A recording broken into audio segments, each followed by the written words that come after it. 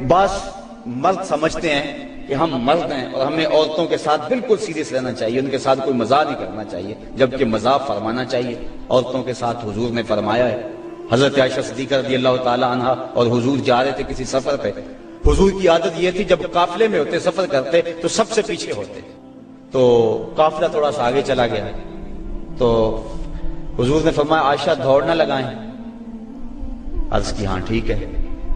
حضرت عائشہ صدیقہ رضی اللہ تعالیٰ عنہ کہتی ہیں کہ میں پتلی دبلی تھی، میں اپنے پاؤں سے آگے نکل گئی۔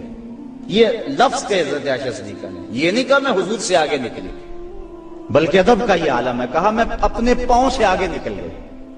خیر معاملہ ختم ہو گیا، کافی عرصہ بیت گیا۔ ایک دن پھر ہی ایسا موقع بنا، میرے جسم میں تھوڑی سی فربہی آ گئی تھی، تو حضور نے فرمایا عائشہ دوڑ نہ لگائیں؟ میں نے کہا لگاتے ہیں۔ تو جب دوڑ لگائی تو میں پیچھے رہ گئی، حضور آگے چلے گئے، تو حضور نے پیچھے پلٹ کے دیکھا اور مسکرا کے فرمایا یہ اس دن والا بدلہ ہو گیا۔ تو اب مزاح فرمایا حضور علیہ السلام، اور حضرت عائشہ صدیقہ رضی اللہ تعالی عنہ فرماتی ہیں کہ اللہ کے محبوب علیہ السلام مجھے حمیرہ کہہ کے پکارتے تھے، یہ محبت کا عالم تھا۔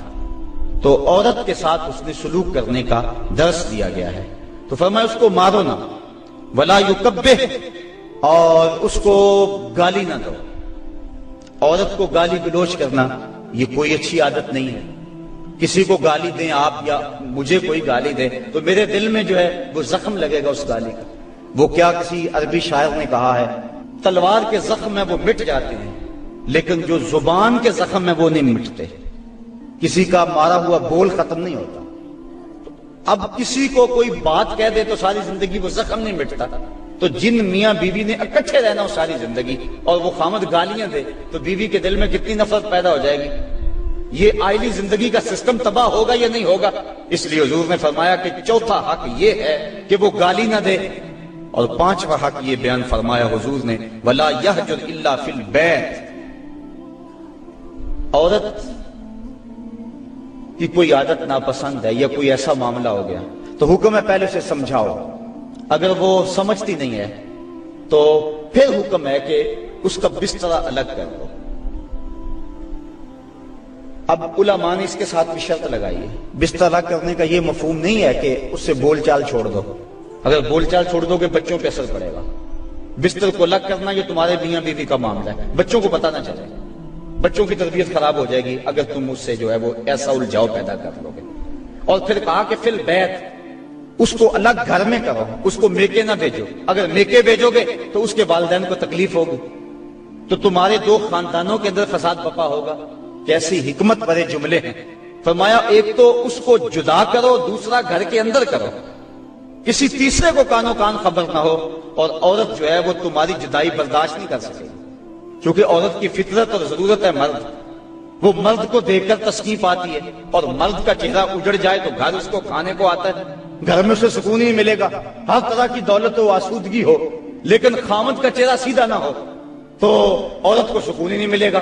اس لیے فرمایا کہ تم اس سے ناراض ہو جاؤ، بگڑ جاؤ، لیکن گھر کے اندر بستر سے الگ ہو جا، الگ سونا شروع کر دو، لیکن گھر کے اندر، تاکہ بچوں کے حالات پر بھی فرق نہ آئے اور تمہارے خاندانوں کے اندر بھی تفریق نہ پڑے۔ تو کہا یہ حق ہیں عورت کے مرد کے ذمے۔ اب ذرا ان پہ بار بار غور کریں۔ فرمایا جو خود کھاتے ہو انہیں کھلاؤ، جو خود پہنتے ہو انہیں پہناؤ، اور چہرے پر نہ مارو، اور فرمایا ان کے بستر الگ کر دو اور ان کو گالی نہ دو۔ یہ حضور علیہ السلام نے عورت کے حق بیان فرمائے۔ اور پھر حضور نبی رحمت صلی اللہ علیہ وآلہ وسلم نے یہ بھی ارشاد فرمایا اکمل المؤمنین ایمانا احسنهم خلقا وخیارکم خیارکم لأہلہ۔ فرمایا تم میں سے کامل ایمان اس شخص کا ہے جس کے اخلاق اچھے ہیں، خلق اچھا ہے، جس کا منہ میٹھا ہے، جس کی بولی ٹھیک ہے۔ وہ کیا کسی نے کہا تھا لہجے میں اگر رس ہو تو دو بول بہت ہے۔ انسان کو رہتی ہے محبت کی زبان یاد، انسان کو محبت کی بولی یاد رہتی ہے۔ تو کہا کہ جس کا خلق اچھا، اور دوسرا فرمایا جو اپنے اہل خانہ کے ساتھ ٹھیک ہے، سارے زمانے سے ٹھیک ہے، گھر والوں سے ٹھیک نہیں ہے، تو پھر کیسے زندگی میں سکون آئے گا، تمانیت آئے گا، کیسے چین آئے گا؟ تو تم میں سے بہتر وہ ہے جو اپنے گھر والوں کے ساتھ بہتر ہے. اور ابھی روایت میں نے آپ کے سامنے رکھی جس میں حضور نے فرمایا کہ میں تم میں سے سب سے زیادہ اپنے گھر والوں کے ساتھ حسن سلوک کرنے والا ہوں اور اچھائی کرنے والا ہوں.